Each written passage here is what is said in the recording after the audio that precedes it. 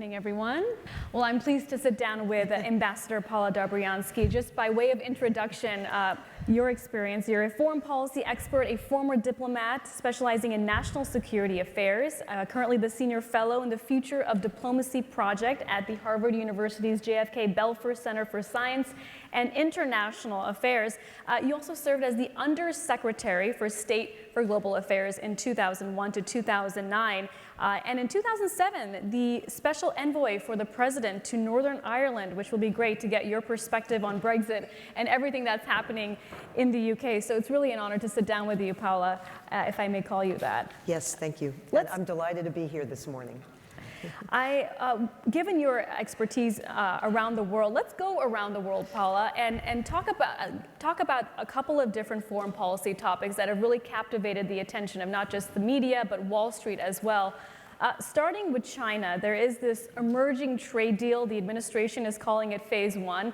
It addresses agriculture, but overlooks some of the other points of contention between the United States and China, like IP transfer, the currency. I want to get your thoughts on the current state of affairs between the United States and China, where you see it going from here.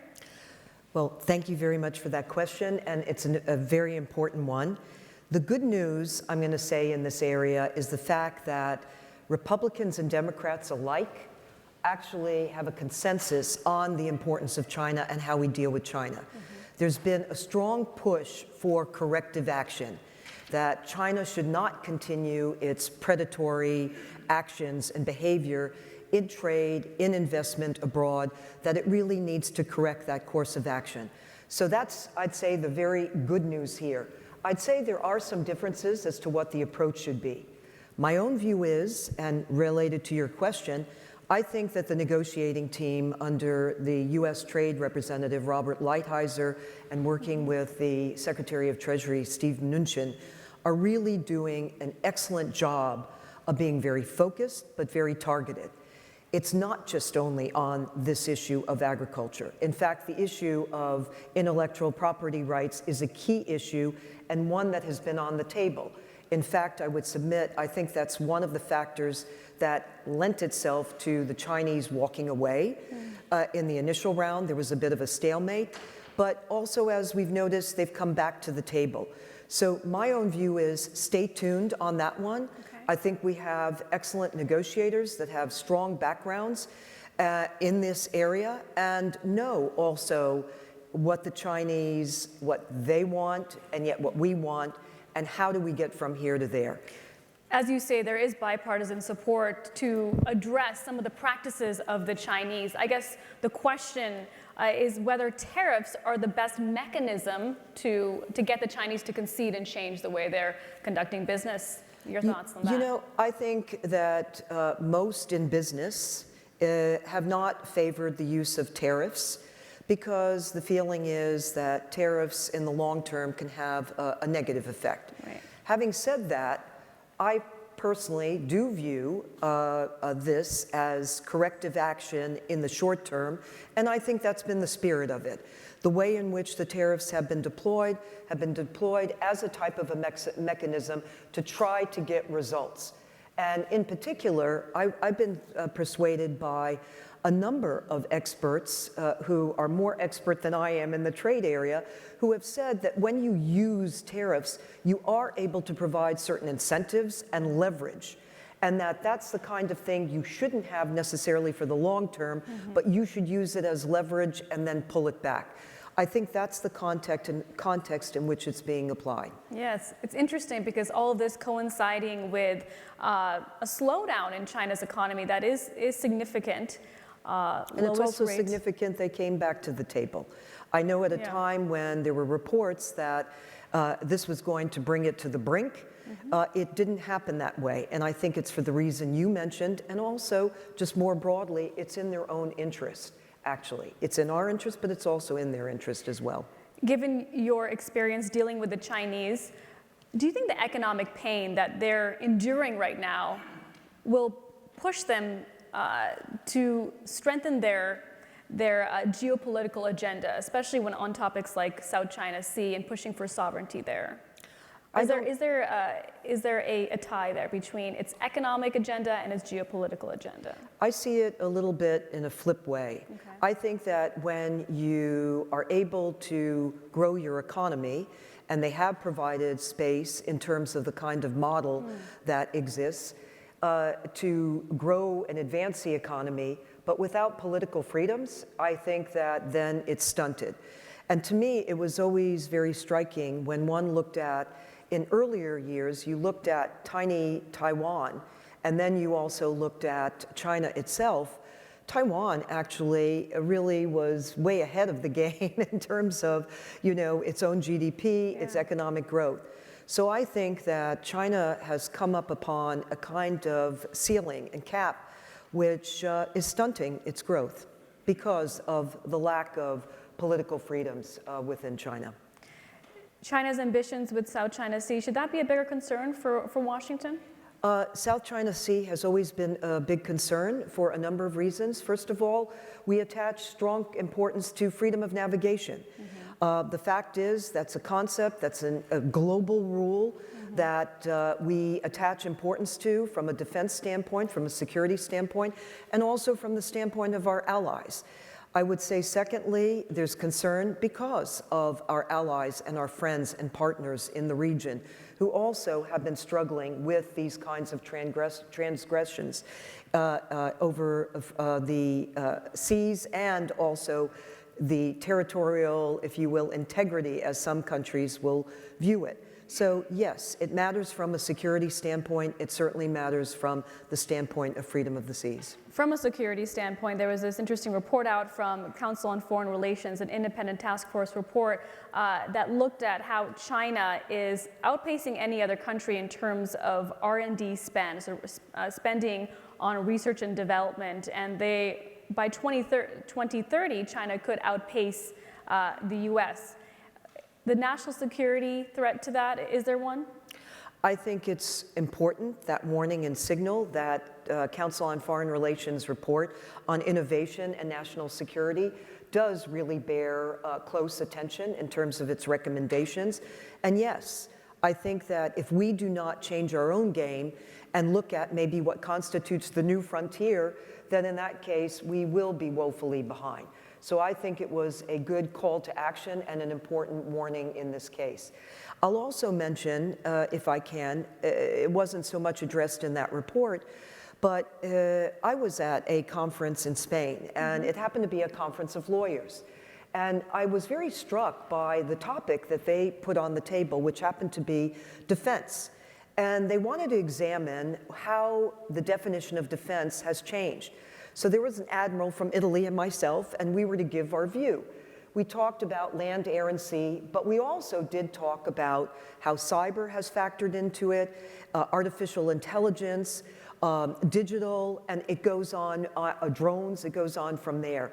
And so when we look at even what happened in Crimea with the hybrid warfare, that definition has changed, and that's the point that I see attached to this report. More broadly, it basically calls attention to there are new technological and innovative advances that we really need to be upping our game.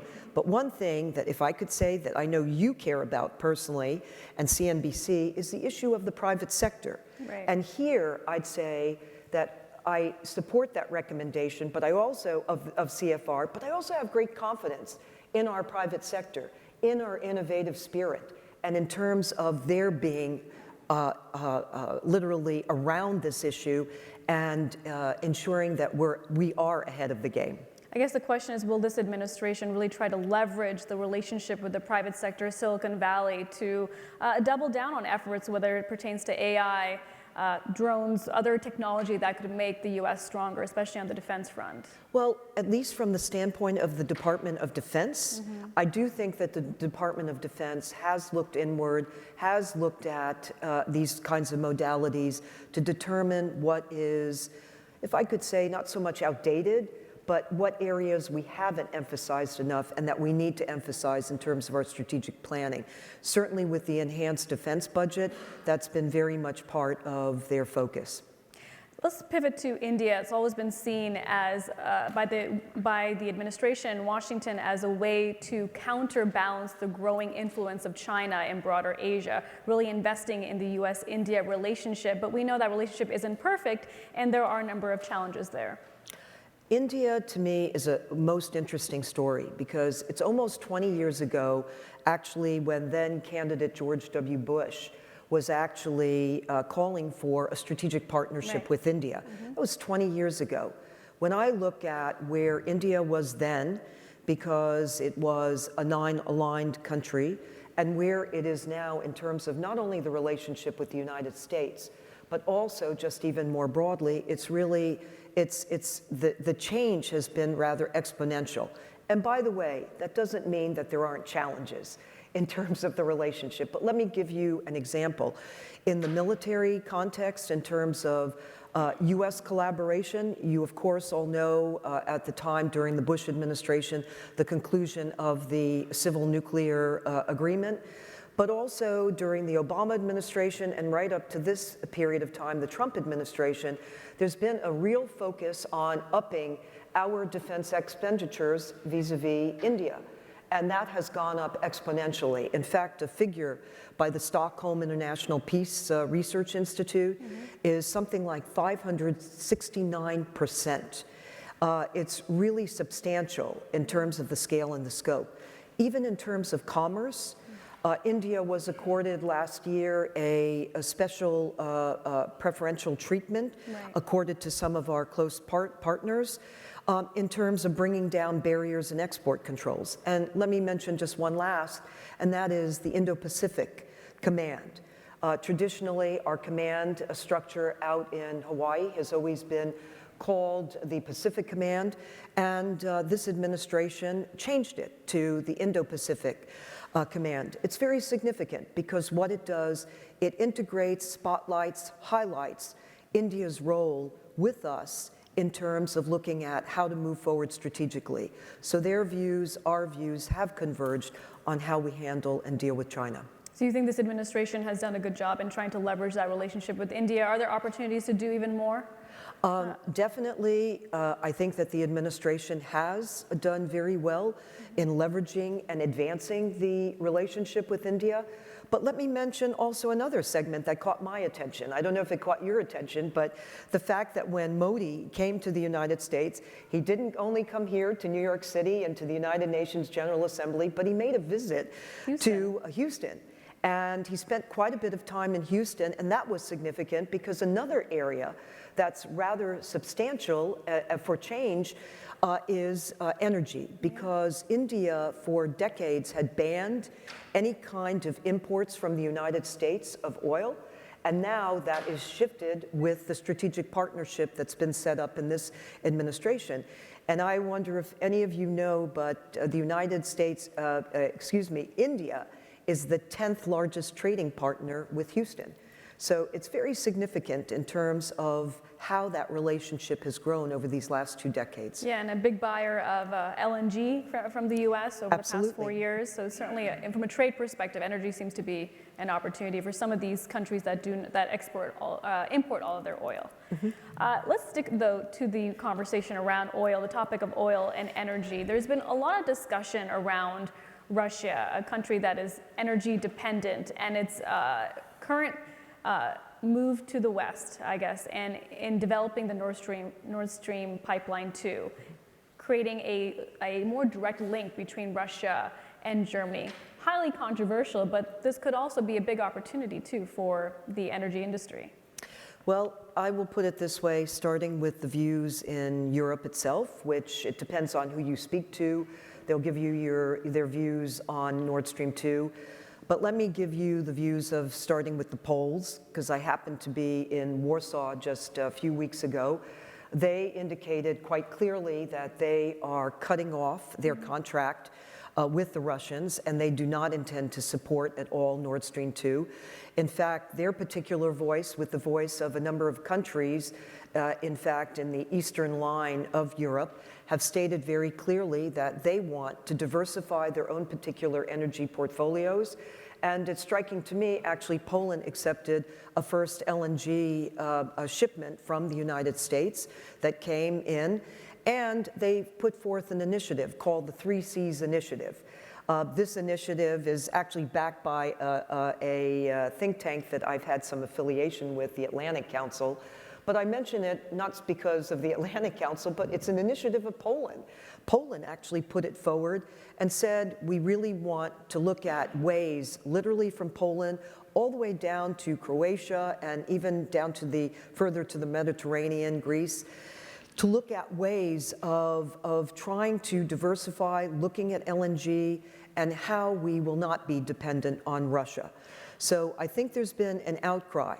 From the corporate side, you know, there are businesses that naturally will say they will see some opportunities, but it's a controversial question because from a political standpoint, many of the countries there have viewed it as a tool or an instrument that has been manipulated against them from Moscow. This move by Poland, does it signify a departure or a weakening in the relationship with Russia? And could other Eastern European countries follow? Which would, I mean, that itself would be notable given the strong relationship they've had with Russia over the course of the last 10 years. Well, first, Croatia has joined in a partnership with Poland on this.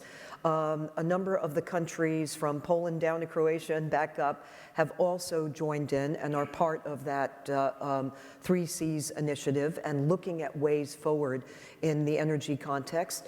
And then you asked me, does this connote a change or a shift in Poland's outlook? I would say that Poland has, from administration to administration, has always had a very concerned view of what Russia's intentions are vis-a-vis Poland, no less vis-a-vis its neighbor Ukraine, vis-a-vis Europe at large. And in this case, not in the energy space, although they made a clear statement by saying they're ending their contract and they're going to go in a different direction and reject Nord Stream 2. But the second piece that I think is important, you may recall that the president of Poland visited Washington and he made an appeal to President Trump to actually establish a forward deployed base in Poland. And the reason for that is Poland would like to have a deterrent against any kind of Russian aggression. There still is this feeling and mindset that there may be other things to come relative to whether be it hybrid warfare or other kinds of threats that could potentially, if opportunities arise, that threats could still emanate from Russia. So Poland has been pretty consistent on that point of view. From an economic standpoint, it's interesting if you zoom out and look at Europe, in general, they're not doing as well. Their economy is softening, but Eastern Europe has actually been one of the fastest growing region, I should say, for broader Europe. Absolutely, and not to focus singularly on Poland, but as I said, I just happened to be there. And it's worth my sharing with you and with this audience what the purpose of the visit. Actually, there was a CEO summit, and they brought in CEOs from all different types of industry throughout Poland together. And the purpose was to look at what are opportunities for Polish industry, and not just only in Europe, that they should actually broaden their own focus and look at other regions, Middle East, Asia, and so forth. And I was very gratified to see that kind of innovative spirit. And if you look at where Poland was when there was the demise of the Soviet Union and the dismantlement of the Warsaw Pact, it was way behind economically, but where it is now, it's doing rather well for itself and has been very consistent in that. You certainly spend time in that part of the world. I have to ask you about Ukraine. How should we, as citizens, what is your analysis of what's happening right now with this developing story, the President Trump's connection to this country, calling on the country to enlist a type of investigation on his political rival, Joe Biden? Just your thoughts on how all of this is playing out. I'm going to focus on your question on the Ukraine part, which I think sometimes doesn't always get focused on in all of the articles that are appearing. Let me start with this. First, Ukraine did make an appeal during the last administration for military aid and support. And the decision was during the time of the Obama administration not to give that military aid. And the reason cited at the time was that there would be an escalation, and that was of concern. When this administration, the Trump administration, came in, and again an appeal had been made for military aid, that military aid was given readily in the first year and a half of this administration. So I will start with that backdrop because I do think it gets lost in this discourse. But let me go to what is important about Ukraine at this time that I think is important to focus on. It's, for me, a follower of Ukraine over many, many years, and even when it was part of the Soviet Union right up to the present. It's rather significant, this particular point in time, for Ukraine. Zelensky was elected in a landslide, and he doesn't represent someone from the Ukrainian bureaucracy. As many of you know, he was an actor and someone who, on a TV program, was talking about corruption and taking an anti-corruption approach and trying to correct it, and who ran for president as a school teacher. So the rest is history. He ran in a landslide, and he won in a landslide. Secondly, most significantly, there were parliamentary elections, the Rada, and he is the first leader who actually has a majority in the Rada. Why is that important? Because he's able to, notionally, be able to bring about legislation and change which will bring about reform in Ukraine. He already has moved very quickly in terms of trying to move in labor, in the area of labor, the area of nationalization or privatization, which has been a high priority, also with regard to rule of law. He campaigned on anti-corruption. That was part of one of his major messages. So I think that in terms of that area, the public in Ukraine will be most focused on that issue, how these changes are going to affect them, and also, by the way, what does it mean for investors? There have been many companies that have been reluctant to go into Ukraine because of a lack of transparency, a lack of rule of law. This is what Zelensky campaigned on. The second issue, by the way, which is also an important one, is the handling of the Donbass. There are about 2 million people who were displaced from the eastern region, from Luhansk and Donetsk, and who are just in Ukraine, and they want to return home. That was his second major campaign promise. He said, I want to make sure that we correct this and that we finally get Ukrainians back to their home territory. So he already has called for elections. By the way, if any of you have noticed, there have been some demonstrations. There have been some sparring over what decisions are taken. So I will say, in response to your question, it's a crucial time, in my view, vis-a-vis Ukraine. I think that the issue that I'm, as a foreign policy expert, focused on is this issue of how he implements his agenda and how he uses the support from within the Rada toward that end. Already, he seems to be on a path in which he's doing that, but he has a rough road ahead. He has a mandate, he has the popularity. So you're saying at this point, this investigation, this developing story, doesn't seem like it's going to hurt his prospects of getting reelected. I think the biggest issue is what he does inside Ukraine on corruption, 100%. And then also what happens to the Donbass region, because he campaigned and said, I am going to be the one to correct that, to get these 2 million back, and Ukraine to seize control, complete control and sovereignty over its own territory and getting Russians out. And then thirdly, let me put in, there's one other element in here that's crucial, how he also deals with oligarchs. In this case, because that has also been very much part of the equation. How Zelensky deals with oligarchs. Correct. How Zelensky deals with oligarchs. And the reason for that is because, for example, the television station that he was appearing on was, that television station is owned by an oligarch. So many Ukrainians are looking at what steps he's going to take in pursuing the privatization, for example, of a number of banks, that there already is legislation, and moving forward, and ensuring that rule of law is preserved. I think that's the most important and crucial issue for Ukraine at this time. Admittedly, my bent is foreign policy, so I'm very focused on what's happening internally there. But as for the people of Ukraine, that's what they are focused on. Is he going to be able to move that agenda internally? Well, a fascinating turn of events, and we're watching it closely. Lastly, want to get your thoughts, Paula, on Brexit. 3 years that we've been waiting for the UK to leave the European Union, and the votes are happening in Parliament.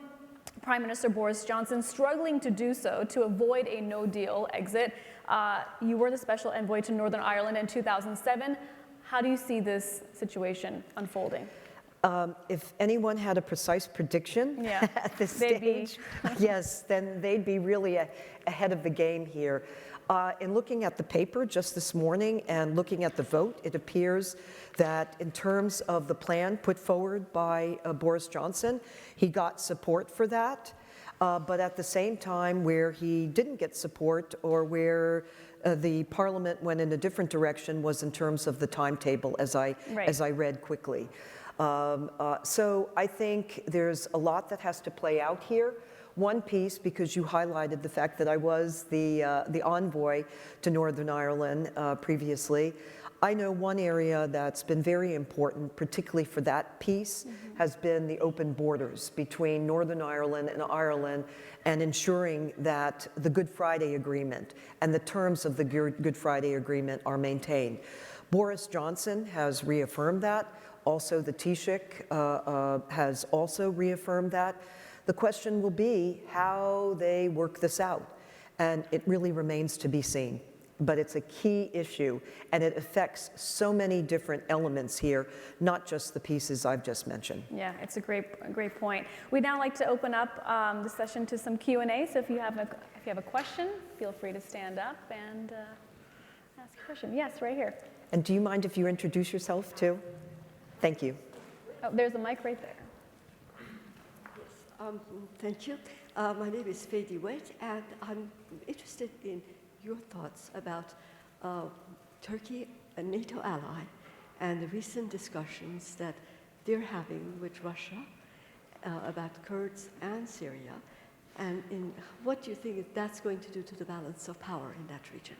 Okay, thank you for that question. And if everyone heard, the question was about Turkey, the current situation, the deal that was reported from Erdogan's meetings with Putin, and in particular, the balance of power.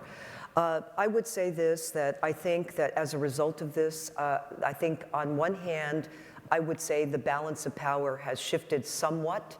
I use the word somewhat, and why? Because I don't see this as coming to an end tragically. I think that this situation has been a very grave one. It's been a very polarizing one, and it's been a destabilizing one. And it's also a complex one. You have countries that are competing against one another for different goals. So let me start with Russia in this case. Russia, as you may recall before in this region, it always has been placing a premium on its relationship with Syria. It has always viewed Syria as an asset, particularly a military asset, and has always wanted to preserve its port and military facilities there. That's been one of its overarching goals. So it has maintained its involvement right from the very beginning.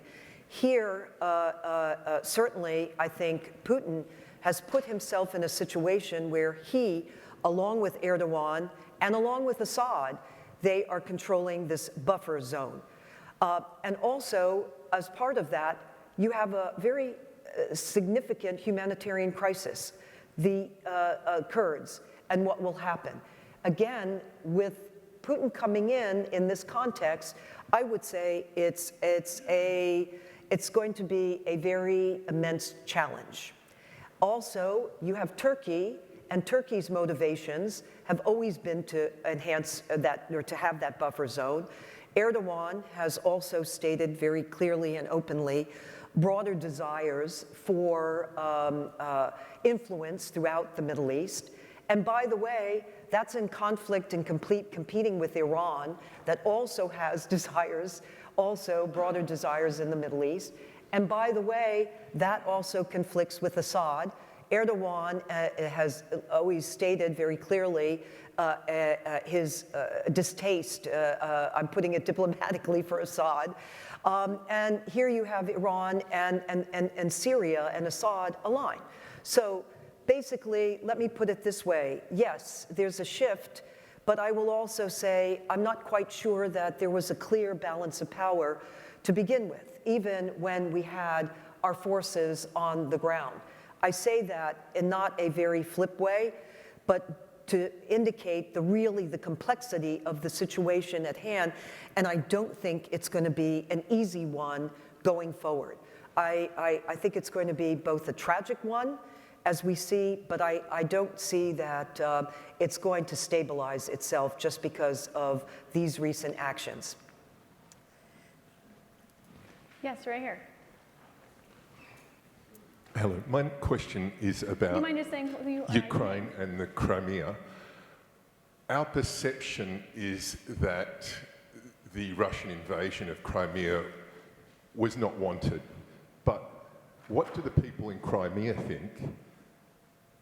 And why are we always scared of an escalation? Why did the Obama administration not give the Ukrainians the support? If the Crimeans really don't want to be part of Russia, and the Ukrainians really didn't want Crimea taken over by Russia, why are we so scared to take on an unbadged army for want of escalation? Why is the power and the might of the United States and maybe the EU scared of an unbadged army in a small part of the world? I'll answer your question. And by the way, forgive me, because the acoustics, did you say that you're from Crimea? No. Oh, okay. I apologize. At the beginning, I thought you said that in introducing yourself. First, let me say several things. The New York Times ran one of the most interesting pieces at the time there was the hybrid warfare that was launched in Crimea.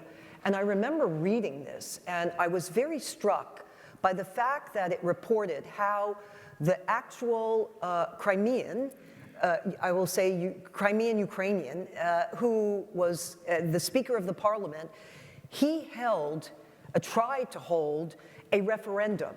By the way, he was seized by the men in green uniforms, and he was walked out of the parliament. The parliament was forced to take a vote by force at gunpoint. So I would first start with this. The original Speaker of the Parliament actually tried to get, if you will, a type of referendum. Secondly, and that was not permitted.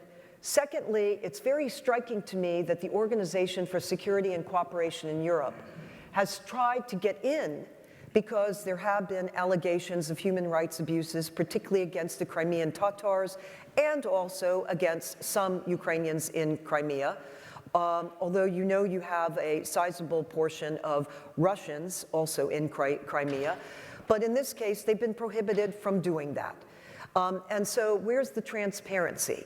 So you're quite right in terms of what you're spotlighting and your question, and there has been a real effort at trying to push that issue and to force a greater transparency and inward looking. And one last, relevant to Crimea and this issue of a referendum, it was only a few months before that time of the onslaught when actually the Ukrainian parliament actually renegotiated with Moscow Sevastopol, the port rights. And by the way, there was a real balance that had been maintained. There was no kind of incitement from within, no indication of any kind of rationale or reason as to why that stability should have been rocked like that, and then the rights of those living there hugely suppressed. So it certainly is the illegal annexation of Crimea. As for the issue about armaments, I will say that in our involvement, that was the position taken by the Obama administration in this case. You may also be aware that it only wasn't in terms of defense, but it was also in terms of the political negotiations taking place, the Normandy or the Minsk process. Germany, France, Ukraine, and Russia were part of this, but the United States was never at the table. By the way, Zelensky, going back to Zelensky, one of the things that he has proposed is to have the United States at the table in the future discussions going forward. The envoy who stepped down spoke on the record a number of times before he stepped down, saying that that's something that should be embraced and the U.S. should be at the table. So I hope I've answered your question, at least giving what I see as the backdrop here to that issue. Paula, we've unfortunately run out of time, but thank you so much for lending your expertise on all things foreign policy and national security. I think we all learned a lot, and thank you to Richard for organizing this great forum. Thank you. Thank you very much, and thank you. Thank you.